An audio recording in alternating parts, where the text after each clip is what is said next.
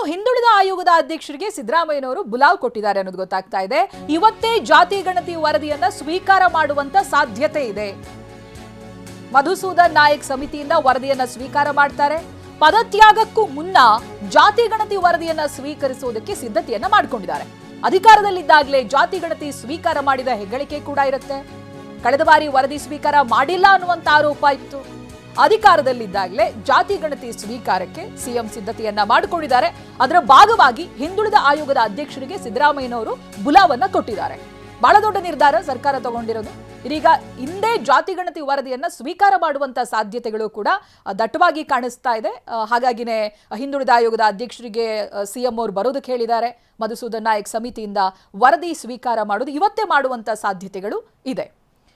Political bureau head Pramod ಇದ್ರ ಬಗ್ಗೆ ಮಾಹಿತಿಯನ್ನ ಕೊಡ್ತಾರೆ. ಪ್ರಮೋದ್, ಅಧಿಕಾರದಿಂದ ಇಳಿಯೋದಕ್ಕೂ ಮುಂಚಿತವಾಗಿ ಇದೆಲ್ಲಾ ಕಾರ್ಯಗಳನ್ನ ತನ್ನ ಜವಾಬ್ದಾರಿಯನ್ನ ನಿಭಾಯಿಸಿ ಹೋಗ್ತೀನಿ ಅನ್ನುವಂತ ನಿಟ್ಟಿನಲ್ಲಿ ಆಗ್ತಾ ಇರುವಂತ ಬೆಳವಣಿಗೆ ಇದು ಹೇಗೆ ಅಂತ ಪ್ರಮೋದ್?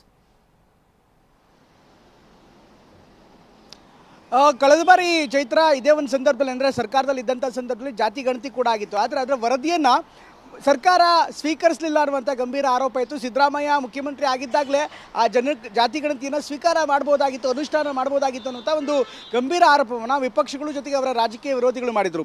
ಈಗ ಅಂಥದ್ದೊಂದು ರಾಜಕೀಯ ವಿರೋಧವನ್ನು ಬದಿಗಿಡುವಂಥ ನಿಟ್ಟಿನಲ್ಲಿ ಸ್ವತಃ ಮುಖ್ಯಮಂತ್ರಿಗಳೇ ಈಗ ನೇರವಾಗಿ ಹಿಂದುಳಿದ ವರ್ಗದ ಆಯೋಗಕ್ಕೆ ಸೂಚನೆ ಕೊಟ್ಟಿದ್ದಾರೆ. ಆದಷ್ಟು ಬೇಗ ಜಾತಿ ಗಣತಿಯನ್ನು ರೆಡಿ ಮಾಡಿ ಅದಕ್ಕೆ ಟೇಬಲ್ ಮಾಡೋದಕ್ಕೆ ಎಲ್ಲ ಸಿದ್ಧತೆಗಳನ್ನು ಮಾಡಿರುವಂಥ ಸೂಚನೆ ಕೊಟ್ಟಿದ್ದಾರೆ.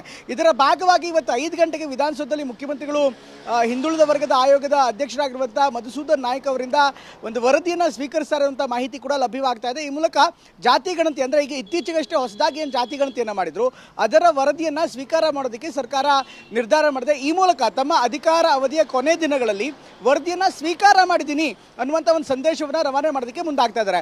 ಅದೇ ರೀತಿ ಮುಂದಿನ ಹಂತದಲ್ಲಿ ರಾಜಕೀಯವಾಗಿ ಕೂಡ ಇದು ಅತ್ಯಂತ ಮಹತ್ವದ ಹೆಜ್ಜೆ ಆಗ್ಬೋದು. ಜಾತಿ ಗಣತಿಯನ್ನು ನಾನು ಸ್ವೀಕಾರ ಮಾಡಿದ್ದೀನಿ, ಮುಂದೆ ಬರುವಂಥ ನಾಯಕರು ಯಾರಿರ್ತಾರೆ ಅವರು ಅನುಷ್ಠಾನ ಮಾಡಬೇಕು ಅನ್ನುವಂಥದ್ದನ್ನು ಒತ್ತಾಯವಾಗಿ ಮುಂದಿನ ದಿನಗಳಲ್ಲಿ ದಾಳವಾಗಿ ಕೂಡ ಬಳಸ್ಕೋಬೋದಾಗತ್ತೆ. ಈ ಕಾರಣಕ್ಕೋಸ್ಕರ ಒಂದು ಅವ್ರ ಮೇಲಿರುವಂಥ ಆರೋಪ ಹಿಂದೆ ಏನು ಬಂದಿತ್ತು ಅದನ್ನು ತಳ್ಳಿ ಹಾಕಿ ಈ ಬಾರಿ ಅಂತ ಆರೋಪ ಬರದಂತೆ ತಡೆಗಟ್ಟುವ ನಿಟ್ಟಿನಲ್ಲಿ ಒಂದು ಹೆಜ್ಜೆ. ಅಟ್ ದ ಸೇಮ್ ಟೈಮ್ ರಾಜಕೀಯವಾಗಿ ಕೂಡ ಅಂದರೆ ಅಹಿಂದ ಸಮೀಕರಣದ ಭಾಗವಾಗಿರುವಂಥದ್ದೇ ಈ ಜಾತಿ ಗಣತಿ ಒತ್ತಾಯ. ಅತ್ತ ರಾಹುಲ್ ಗಾಂಧಿ ಅವರು ಕೂಡ ಜಾತಿ ಗಣತಿ ಬಗ್ಗೆ ಮೊದಲಿಂದಲೂ ಕೂಡ ಮಾತನಾಡ್ತಾ ಇದ್ರು. ಈಗ ಮತ್ತದನ್ನೇ ಮುಂದುವರಿಸಿ ಅಂದರೆ ಆ ಜಾತಿ ಗಣತಿಯನ್ನು ಸ್ವೀಕರಿಸಿ ಒಂದು ನನ್ನ ಅವಧಿಯಲ್ಲಿ ನಾನು ನನ್ನ ಪ್ರಯತ್ನವನ್ನು ಮಾಡಿದ್ದೇನೆ ಅನ್ನುವಂಥ ಸಂದೇಶವನ್ನು ಕೊನೆ ಕ್ಷಣದಲ್ಲಿ ಕೊನೆ ದಿನದಲ್ಲಿ ಮುಖ್ಯಮಂತ್ರಿ ಸಿದ್ದರಾಮಯ್ಯನವರು ರವಾನೆ ಮಾಡೋದಕ್ಕೆ ಪ್ರಯತ್ನವನ್ನು ಪಡ್ತಾ ಇದ್ದಾರೆ. Chaitra. Right, thank you Pramod ಮಾಹಿತಿಗಾಗಿ.